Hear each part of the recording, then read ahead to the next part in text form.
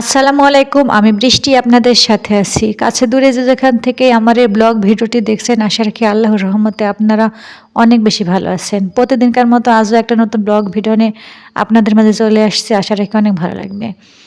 আমার ছোট্ট একটা সংসার, সেই সংসারে আমি কিভাবে সারাদিন কাজকাম গুছিয়ে করার চেষ্টা করি, সেগুলো আপনাদের মাঝে শেয়ার করব।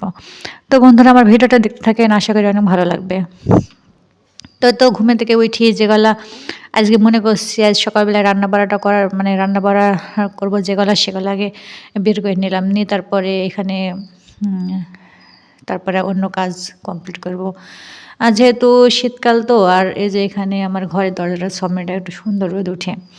এজন্য মনে করছি যে আজকে এই দরজার সামনে বইসি যতক্ষণ রোদ থাকবে ততক্ষণ সকালকার রান্নার কোটা বাছা সবগুলো করে নেব।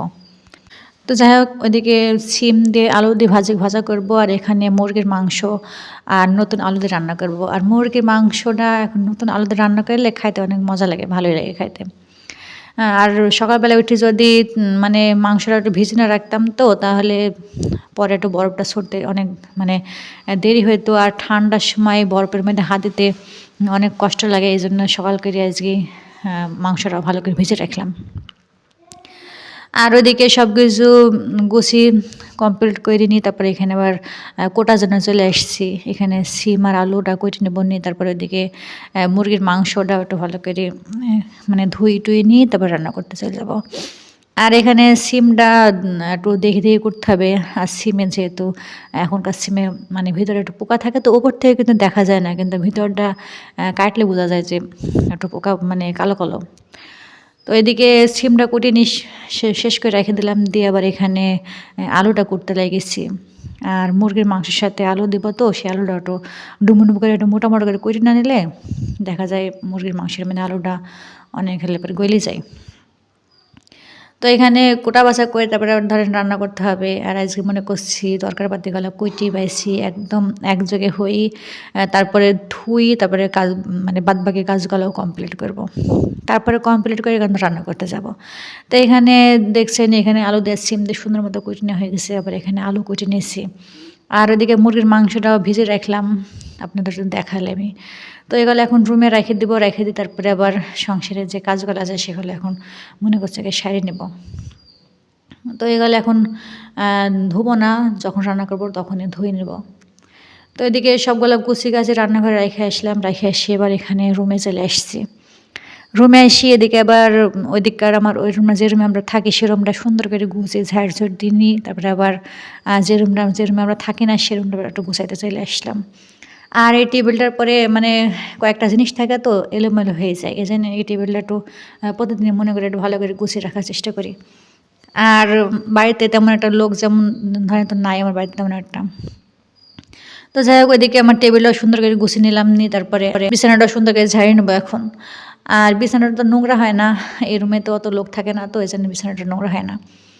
তো এখন বিছানাটা ঝাড়ি, তারপরে আবার ঘরটাও সুন্দর করে ঝাড় দিয়ে নেবো। আর এই ঘরটা কিন্তু মানে এই ঘরটা ধরার আগে আমার ওই দিকের ঘর সুন্দর করে ঝাড় দিয়ে নিয়ে তারপরে আবার এই ঘরটাতে আসছি। তো এদিকে ঘরটা একটু সুন্দর করে ঝাড় দিয়ে নেবো, নিয়ে তারপরে আবার মনে করছি ঘরগুলো ভালো করে মুছে নেবো। নিয়ে তারপরে ধরেন ওইদিকে তো দেখলে নি তরকারিপাতি কুটতে এসে রান্না করতে হবে, আরও মনে করছি একটু পরে রান্না করবো। আজকে কয়েকটা কাপড় চোপড় বার করে রেখেছি, সেই কাপড় চোপড়গুলো একটু ভেজাতে হবে। তো বন্ধুরা, এতক্ষণ বাইন্দে আমার ভিডিওটা যারা দেখলেন তাদেরকে অসংখ্য ধন্যবাদ। প্লিজ আমার ভিডিওটা যদি আপনাদের কোনো অংশে এতটুকু ভালো লেগে থাকে, প্লিজ আমার এই ভিডিওটা একটা লাইক দিয়ে চ্যানেলটাকে সাবস্ক্রাইব করে আপনি আমাদের পাশে থাকবেন।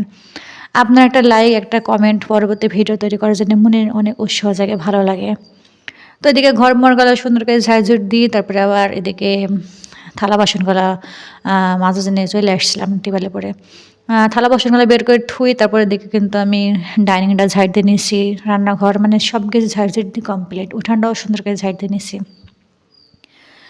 তারপর থালা বাসনগুলো এখন মাজে নেব। আর উঠান মুঠান না ঝাড়ি ধরেন থালা বাসন মাজা যায় না, এই জন্য আগে উঠানটা ঝাড়ি তারপরে থালা বাসনগুলো মাজতে চলে আসছে। তো এভাবে যদি রুটিন মাইন্ডে যদি সংসারের কাজ কাম করা যায় তো তাহলে সংসারের কাজটা অল্প সময়ে কমপ্লিট করা যায়। আবার ধরেন এদিকে কাজ কাম কমপ্লিট করে নিজের জন্য কিছু সময় বার করা যায়, আর একটু রেস্ট নেওয়া যায়। এজন্য চেষ্টা করি কম সময়ে কাজগুলো কমপ্লিট করার জন্য। আর যেহেতু ছোট বাচ্চা আছে তো ছেলে আছে, ছেলেকে খাওয়ানো, ছেলেকে একটু মানে করার সবকিছু মিলেই সংসারের কাজটা তাড়াতাড়ি করার চেষ্টা করি। তো এদিকে আপনাদের সাথে কথা বলতে, বলতে আমার থালা বাসনগুলো সুন্দর করে মাইজা নেওয়া হয়ে গেল। এখন ধুয়ে নেব সুন্দর করে। আর আজকে টিউবওয়েল চাইপে ধুইছি নি। মোটরের পাইপ দিয়ে অ্যা পানি আসছে, এগুলা এটা দিয়ে থালা বাসনগুলো সুন্দর করে ধুয়ে নেব। আর এদিকে থালা বাসনগুলো ধুই আবার এখানে আবার হাতটা একটু ভালো করে সাবান দিয়ে সুন্দর করে পরিষ্কার করে নেব। যেহেতু বাসি থালা বাসন তো একটু যদি হাতটা পরিষ্কার করে না ধোয়া যায় তাহলে ভালো লাগে না। তো এখন থালা বাসনগুলো যখন ধোয়া হয়ে গেল, এখন রুমে মনে করছি রেখে দেবো। রেখে দিয়ে তারপরে এদিকে বললামই তো কয়েকটা কাপড় চোপড় ভিজাবো, সেগুলো এখন টিউবওয়েলের পরে সুন্দর করে বের করে নিলাম। আর সেদিন একটু 1 প্যাকেট হুইল পাউডার নিয়ে আনা হয়েছে, তো পাউডারটাও তেমন একটা সুন্দর করে ঢাইল নেওয়া হয়েছিল না। তো পাউডারটা সুন্দর করে ঢাইল নিতে চলে আসছে। এখানে যে ঢপে আমি পাউডারটা রাখি সেই ঢপটা সুন্দর করে ঢালি নেব। তাই তো হুইল পাউডারটা সুন্দর করে বয়ের মধ্যে সুন্দর করে ঢালে রেখে দিলাম। রেখে দিয়ে তারপরে এদিকে পানিতে যে পরিমাণ হুইল পাউডার দেবো সেই পরিমাণ হুইল পাউডার দিয়ে এখন কাপড় চোপড়গুলো সুন্দর করে ভিজিয়ে দেবো। আর কাপড় চোপড়গুলো ভিজিয়ে টিজে তারপরে এখন আবার মনে করছে রান্না করতে যাব। আর কাপড় চোপড়গুলো যদি এখন সুন্দর করে ভিজিয়ে রাখা যায় তো তাহলে একটু সুন্দর মতো ভিজে যাবে, তখন কাচতেও দেরি লাগবে না, আবার পরিষ্কারও সুন্দর হয়। আর কাপড় চোপড়গুলো যদি একটু দেরি করে ভিজে নিয়ে যায় তাড়াতাড়ি কাচলে অতটা ফর্সা হয় না। এই জন্য আমি হাতে টাইম রাখি কাপড় চোপড়গুলো ভিজে রাখি সকাল করি। তো ওদিকে কাপড় চোপড়গুলো ভিজি এখন তো রান্না করতে চলে আসছি। এখানে তো তরকারিপাতিগুলো বানানো করি, ধুই টুই নিই, তারপরে ভালো করে শিল পাটায় ভালো করে মশলাগুলো সুন্দর করে বাইটে নিলাম। নিয়ে তারপরে তো তরকারিটা সুন্দর করে কষে নেব। এখন এখানে মুরগির মাংসটা আর নতুন আলু দিয়ে আপনাদের দেখালে আমি এগুলো কুটে রাখছি, এগুলো এখন রান্না করব। আর এখানে নতুন আলু দিয়ে যদি মুরগির মাংস রান্না করা যায় খাইতে অনেক ভালো লাগে। তাই তো সুন্দর করে একটু কষে নেব মুরগির মাংসটা। এখানে মাংস একটু বেশি পরিমাণ কষাইলে খাইতেও ভালো লাগে, এবার সেন্টটাও কিন্তু অনেক সুন্দর আসে। তো এই জন্য আমি চেষ্টা করি সবসময় মাংস রান্না করলে একটু ভালো করে কষে নেওয়ার।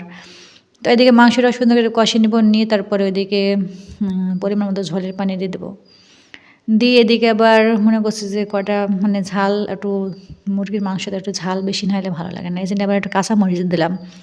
আর কত মানুষ দেখে কাঁচামরিচ আখড়া দেয়, আমি একটু চিড়ে দেওয়ার চেষ্টা করি। আখড়া দিলেও ভালো লাগে, আমার থেকে আমি মনে করি যে একটু চিড়ে দিলে ঝালটা একটু বেশি লাগে তরকারিতে। তো এত বন্ধুরা তরকারিটা কত সুন্দর রান্না করা হয়ে গেছে। এদিকে তরকারিটা কালারটা দেখি মনের মধ্যে বলছে যে খুব স্বাদ হবে। তো আসলে তরকারিটা কিন্তু খুব ভালো লেগেছে খাইতে। আর যেহেতু অল্প লোক এজন্য অল্প করে রান্না করার চেষ্টা করি। তো ওইদিকে মুরগির মাংসটা রান্না করে ধুই, তারপরে আবার সিম ভাজাটাও সুন্দর করে ভাজে নিলাম। আজ আবার সিম ভাজির মধ্যে একটু কুমড়ো বড়ি দিয়েছি। সিম ভাজার মধ্যে তেলে পরে একটু কুমড়ো বড়ি দেওয়া যায় তো ওতে ভালো লাগে খাইতে। তো যাই হোক এদিকে রান্না বাড়া কমপ্লিট করে ধুই, এদিকে কাপড় চোপড়গুলো সুন্দর করে কাচে নিলাম, নিয়ে এখন ছাদে চলে আসছি। আর আজকে বাইরে সুন্দর রোদ উঠছে, তো ওই জন্যে এত কাঁচা কাপড় চোপড় কাচার এত তাড়াহুড়া। আর আজ কতদিন তেমন একটা রোদ ছিল না। তো এদিকে কাপড় চোপড়গুলো কাচে নিয়ে এখন সুন্দর করে রোদে দেবো। আর রোদে দিয়ে তারপরে ধরেন এখনও খাওয়া দাওয়া হয়নি, তাই মনে করছে যে কাপড় চোপড়গুলো সুন্দর করে রোদে দিই, তারপরে খাওয়া দাওয়া করে নেবো। ওইদিকে ছেলেকে কিন্তু হালকা পাতলা সকালকার নাস্তা করানো হয়েছে, আমি কিন্তু আজকে এখন পর্যন্ত কিছু খাইনি। তো এই তো কাপড় চোপড়গুলো সুন্দর করে রোদে দিয়ে ফেললাম। আর কাপড় চোপড় রোদে দেখুন নিচে চলে যাবো, নিচে যাই তারপরে ছেলেকে খাওয়ানোর পালা। তো এদিকে আমার কিন্তু খাওয়া হয়ে গেছে আগেই, আমি খাই নিছি, খাই তারপরে তো ছেলেকে আবার ছেলে জানে বাইরে নিচ্ছি, ছেলেকে এখন খাওয়াবো। আর ছোটো বাচ্চা তো খাইতে অনেক লেট করে, আমার ছেলেকে খাওয়াইতে আমার খুব কষ্ট হয়। তাড়াতাড়ি মুখের মধ্যে ভাত রেখে দিয়ে খাচ্ছে না সহজে, চাপাতে চায় না, এত বকা দেবো তারপরেও শুনে না। তারপরে কী করা, ছোটো বাচ্চাকে যেভাবে খাওয়ানোর চেষ্টা করা হয়। তো বন্ধুরা আজকের মতো এতটুকুই। আমার এই ভিডিওটা যারা দেখলেন তাদেরকে অসংখ্য ধন্যবাদ। ভালো থাকবেন, সুস্থ থাকবেন। আসসালামু আলাইকুম।